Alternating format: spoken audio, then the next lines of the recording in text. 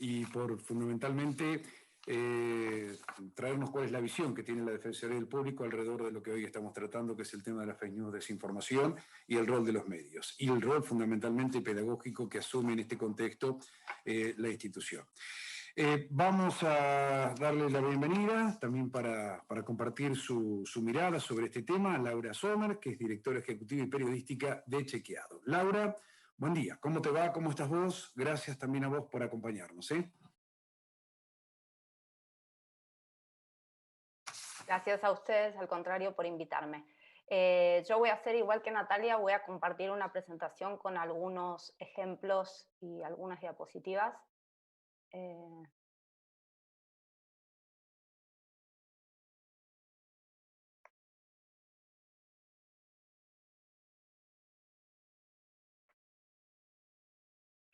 Bueno, un poco de... ¿Se ve? Sí, ¿no? Ok. Entonces, para aquellos que no tienen presente el marco desde el cual hablo, o qué es Chequeado, o dónde se ubica Chequeado, Chequeado es una organización sin fines de lucro, técnicamente una fundación en la Argentina, que trabaja desde 2010 con la misión de mejorar el debate público, luchar contra la desinformación y subir el costo de la mentira, decimos, para fortalecer el sistema democrático. Con ánimo de no repetir tanto algunos de los conceptos que planteó Bernarda como Natalia, o como el colega de la Defensoría del Público, perdón que se me fue tu nombre, diría que la desinformación tiene como característica en los últimos años que a lo que nosotros llamamos los actores de siempre o los sospechosos de siempre, que incluye a los medios de comunicación con las características de la concentración que enfrentamos en Argentina y en otros países de América Latina, pero también actores del Estado y a líderes políticos, tanto oficialistas como opositores, como desinformadores, se suman ahora, o se complejizó este fenómeno, con actores que no siempre dan la cara, no siempre están identificados y usan las posibilidades de las redes sociales para mejorar el impacto o aumentar el impacto de las operaciones de propaganda o desinformación de los actores de siempre, o generan nuevas campañas por razones de apoyo a determinado partido al que no le conviene hacer esa campaña desde los actores, sino utilizando estas pantallas.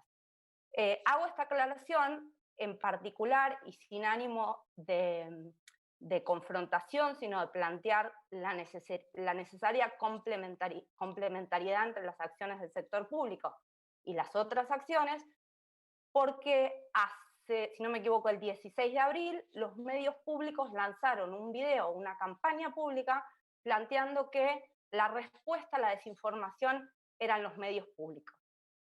Y yo me niego conceptualmente a aceptar eso, porque creo que hacerlo, en parte, resigna la obligación que tienen los medios privados de ser profesionales. Y no hablo solo de medios privados de la sociedad civil, como en el caso de Chequeado, sino de medios comerciales.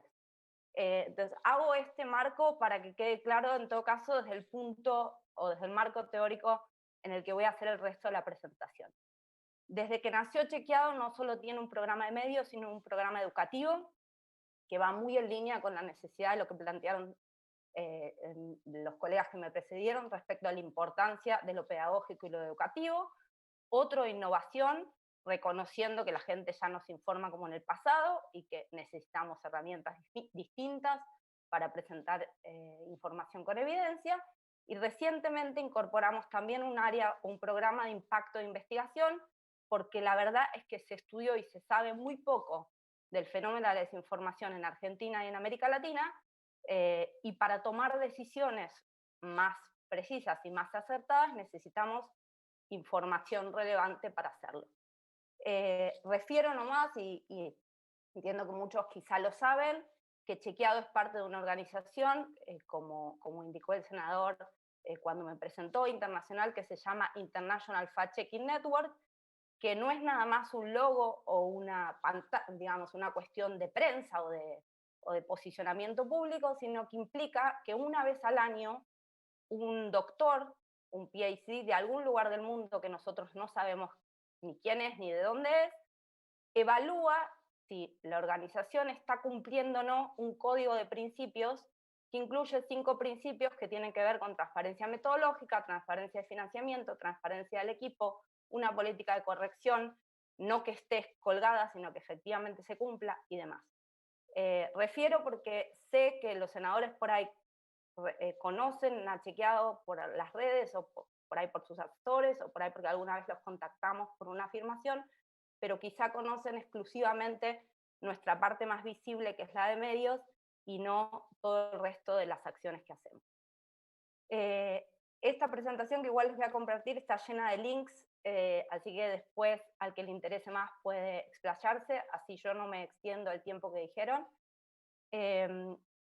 Hay una investigación que hicieron justamente Natalia Aruguete y Ernesto Calvo, a quienes ustedes ya conocen, y que se publicó un resumen de esa investigación el año pasado, que plantea que el fact-checking funciona. ¿Qué queremos decir o qué quiere decir esto?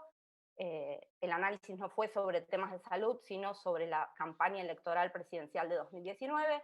Básicamente lo que ellos con data y con una encuesta representativa de 3.000 casos, representativa del país, concluyen es que la gente no necesariamente cambia de opinión o de idea cuando ve la publicación de una verificación que desmiente un contenido que circula, pero sí cambia, y esto aplica tanto para oficialismo como oposición, aún en nuestro contexto de polarización del que ya hablamos, sí cambia su comportamiento. O sea, comparte menos aquello que fue señalado como falso por diversas razones, que en todo caso el estudio no ahonda en saber cuáles son. Hipótesis posible de eso es, prefieren no exponerse a confrontar si algo fue señalado como falso, porque puede tener algún, digamos, efecto reputacional o algo similar.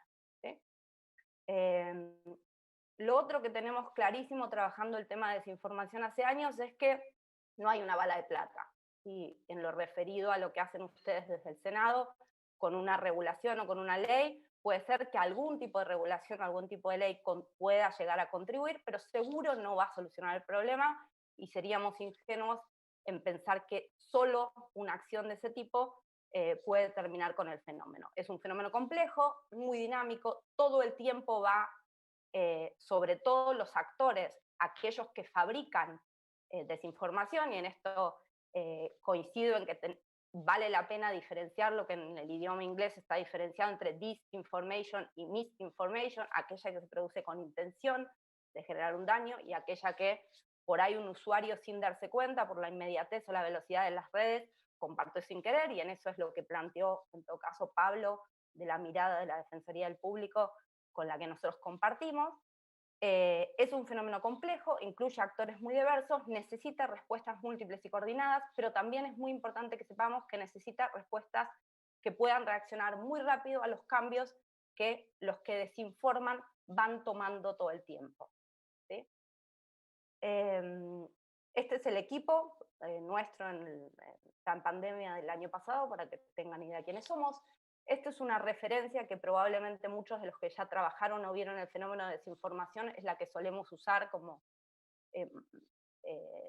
justificación de por qué los chequeadores no hablamos de fake news, sino de desinformación, planteando que la desinformación es un fenómeno con muchos grises y no solamente hablamos de desinformación que puede generar un daño al debate y afectar la deliberación democrática, aquella que se genera de punta a punta como un contenido fabricado para hacer el daño o a un líder político o a un medio o a una empresa, sino que hay matices. Por ahí el más claro para explicarles con muy poco tiempo es alguien que publica una sátira o una parodia en una columna en un diario que es de humor y que un párrafo de esa columna se hace circular en redes sociales sin aclarar que provenía de una columna de humor, puede generar una desinformación y un daño a veces incluso más grande que aquel que se fabrica.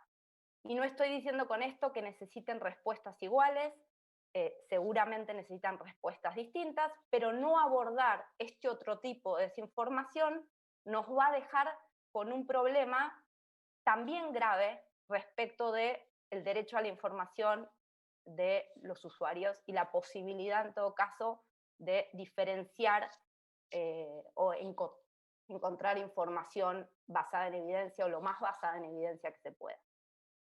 Este es un esquema con el que trabajamos en Chequeado. Hay muchísima desinformación que tiene posibilidades de hacer más o menos daño, ¿sí? Distintos efectos posibles de la desinformación. Hay mentiras que circulan que no necesariamente son dañinas, ¿sí?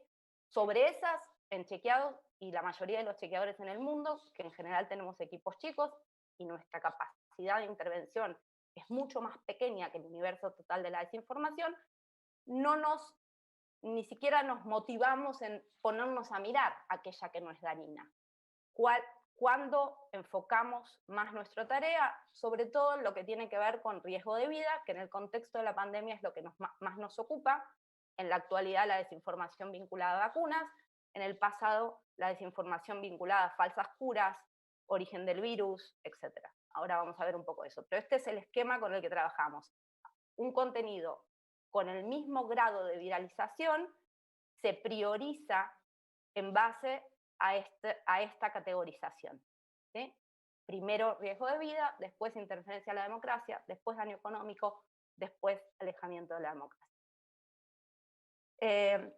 Esta es otra diapositiva que solemos usar mucho, que también es de la organización First Draft, que traducida es Primer Borrador, que si no la conocen, tiene desarrollados materiales en distintos idiomas, y no son una organización periodística, sino una organización académica que trabaja en generar conocimiento y herramientas para lo que ellos llaman el desorden del ecosistema informativo.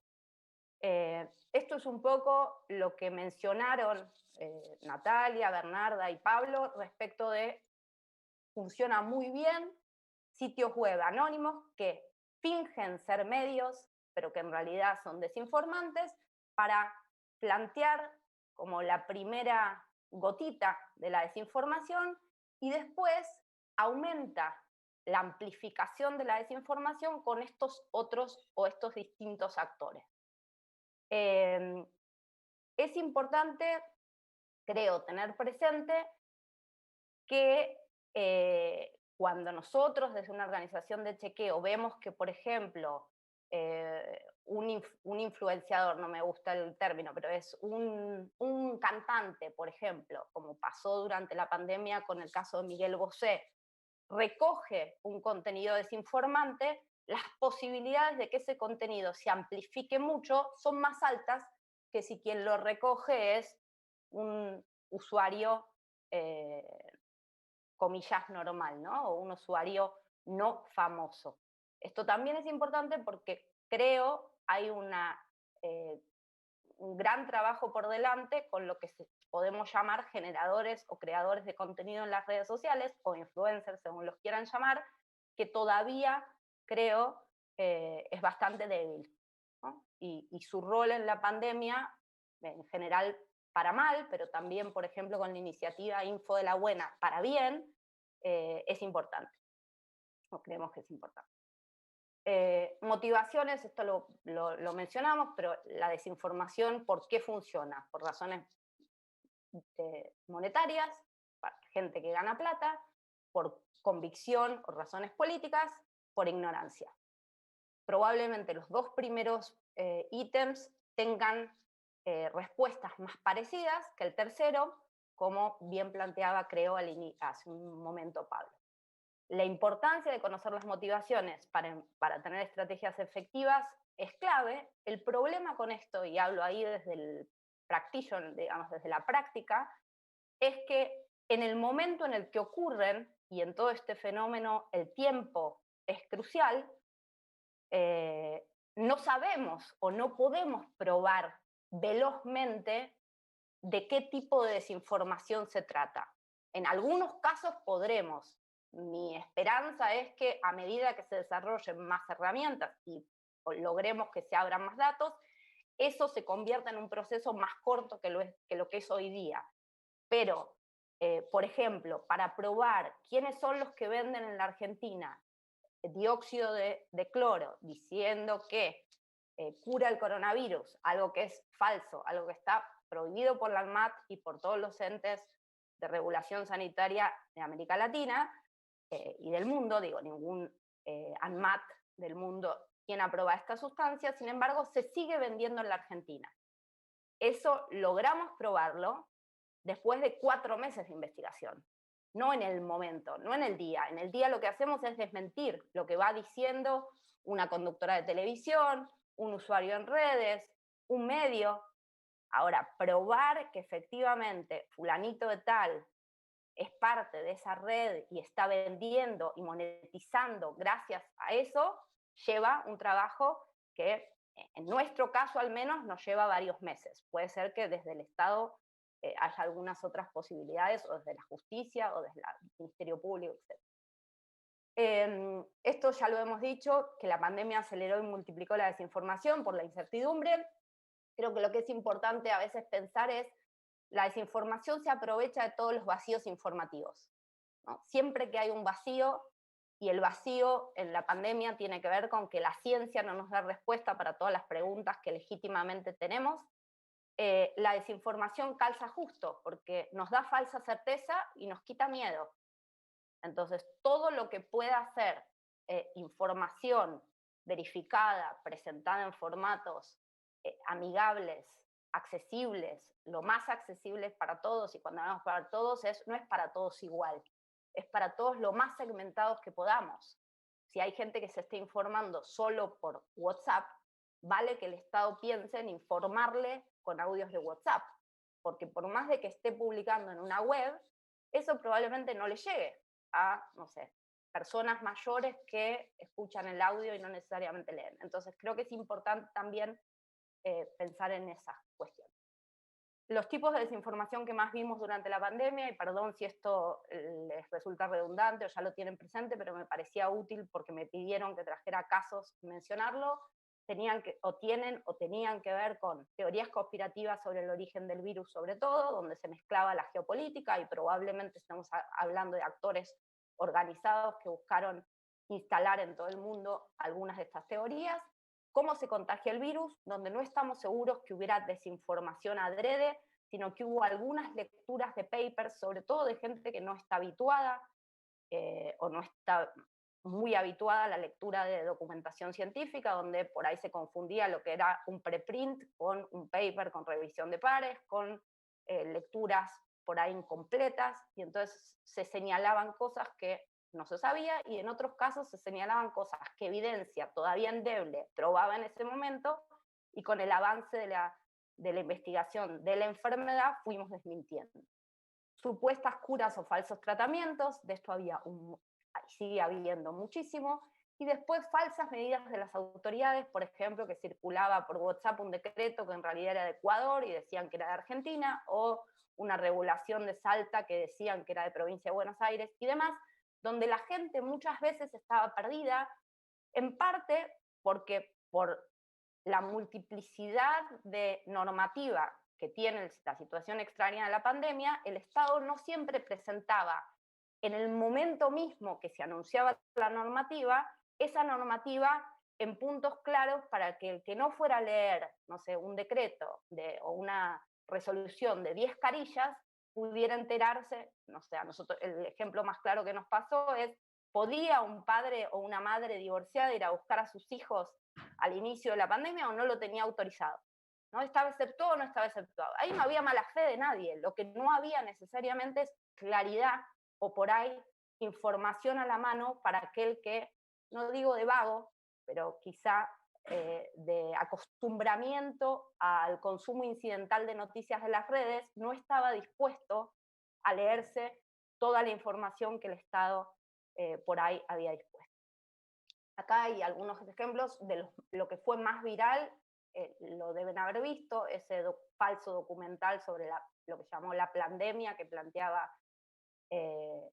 el origen del virus como si fuera una creación, que lo levantó y lo dio al aire C5N, que después por suerte rectificó, pero estuvo al aire en la televisión, digamos, abierta, no solo en las redes sociales, y una desinformación que fue de las más virales, no solo en la Argentina, sino en varios lados de América Latina, esto de que hacerse gárgaras con agua y sal, por más de que a algunos les pueda generar una sonrisa, aparecía como una desinformación muy, muy viral, como posible cura al inicio de la pandemia. Lo de dióxido de cloro creo que ya los conocen, a Canosa y lo peligroso de su intervención ya lo dijeron y lo vieron varias veces. Lo que ven, a quien ven abajo es Andreas Kalkler, que es quien está detrás en todo el mundo de la venta y la promoción del dióxido de cloro. Y en este caso, en la presentación van a ver esta imagen que ven rosada, es la investigación que hicimos donde probamos o logramos probar cuán fácil es comprar hoy dióxido de cloro en la Argentina. Los tipos de desinformación sobre vacunas, y esto creo que estamos en un momento en donde pueden seguir apareciendo nuevos, pero hoy sobre todo los categorizamos así, tienen que ver con la composición de la vacuna, con el funcionamiento de la vacuna, con efectos adversos de la vacuna y con gestión y distribución de vacunas. Hay desinformación que podemos encuadrar en estos 4 casos. Acá les puse algunos ejemplos, pero esto de que genera un daño genético irreversible, el grupo que se llama Médicos por la Verdad, donde una de las representantes es Chinda Brandolino, que reiteradamente señala desinformaciones sobre la vacuna y plantea que las vacunas están hechas con fetos abortados y mezcla entonces la cuestión de la legalización del aborto con este tema. También que nos pueden dejar estériles las vacunas, también que generan muertes, etc. Todo esto no solo se publica, sino que logra a veces mucha viralización. Para terminar, algunas acciones que al menos desde el lugar de chequeado, desde la sociedad civil, nosotros adoptamos y creemos que pueden también hacerlas o utilizarlas otros actores del sector público o del sector privado o de la sociedad civil, porque en algunos casos creo que son múltiples y replicables, hacer campañas públicas y alianzas, como les decía, con creadores de contenido como influencers, formándolos. En muchos casos no prestarán atención, pero en otros quizás sí. El año pasado nosotros hicimos una campaña con Naciones Unidas y otra con UNESCO. En la presentación que ahora les comparto están los links a las referencias. Colaboración entre periodistas y chequeadores. Bernarda decía, nosotros tuvimos la ventaja en América Latina de que la pandemia llegó antes a otros continentes. Efectivamente, Chequeado trabajó desde enero de 2020 en esta alianza que se llamó Coronavirus Facts, donde llegamos a desmentir hoy día más de 9.000 contenidos que circularon y que en muchos casos son comunes. Ahí también tienen el link para la referencia. Hicimos una alianza con 33 organizaciones de chequeadores de la región, en una red que armamos en Chequeado en 2014 que se llama LATAM Chequea, donde básicamente lo que hacemos es compartir contenido y la posibilidad de que uno reproduzca el contenido que otro hace, porque cuando un chequeador de México consultó a un infectólogo reputado sobre cómo debe leerse determinada investigación, no tiene demasiado sentido que todos hagamos lo mismo, sino que dado que la respuesta veloz tiene impacto en nuestro resultado y en la posibilidad de que se reduzca la cantidad de gente que comparte esa desinformación, a más colaboración mejor. También trabajamos desde 2018 en Chequeado con el desarrollo de tecnología, usando inteligencia artificial y lenguaje natural. Logramos ya que lo que nosotros llamamos el Chequeabot, que es una plataforma de chequeo que tiene código abierto y que pueden reutilizar otros, ya haga algunos pasos del método de chequeado. Los periodistas de chequeado no escuchamos más entrevistas, sino que lo pasamos por el desgrabador y nos trae qué frases son chequeables, diferenciando las opiniones y las ideas de aquello que es factual. Y esta tecnología ya la están utilizando colegas, una organización de chequeo en Cuba, otros colegas en Venezuela y otros colegas en Colombia. Es también desarrollo que cualquiera podría usar, tanto el sector público como el sector privado. El objetivo ahí es ser más rápidos en nuestra respuesta. Hicimos también un chequeabot que IFCN, esta organización internacional, había hecho en inglés y nosotros tradujimos al español, que permite a los usuarios en WhatsApp tener todas las desmentidas de lo que se va generando. Hoy día tiene 6.000 contenidos en español ya cargados. Ahí en el link, al que le interese verlo o explorarlo, puede hacerlo. También trabajamos mucho nuevos formatos y narrativas. Estamos seguros que, o está probado, que la desinformación en parte se vuelve más viral porque genera atención, porque apela a emociones, pero además porque tiene cierta narrativa que en general el periodismo o la información con evidencia o la ciencia no suele utilizar primariamente. Los medios, no digo somos o los medios tradicionales o los medios serios, en general pecamos de aburridos. Y lo que está probado es que así estamos perdidos, ¿no? Solo textos o solo gráficos o solo cuadros no va necesariamente a aumentar nuestro impacto. Me apuro, senador, ya sé que estoy pasada de tiempo.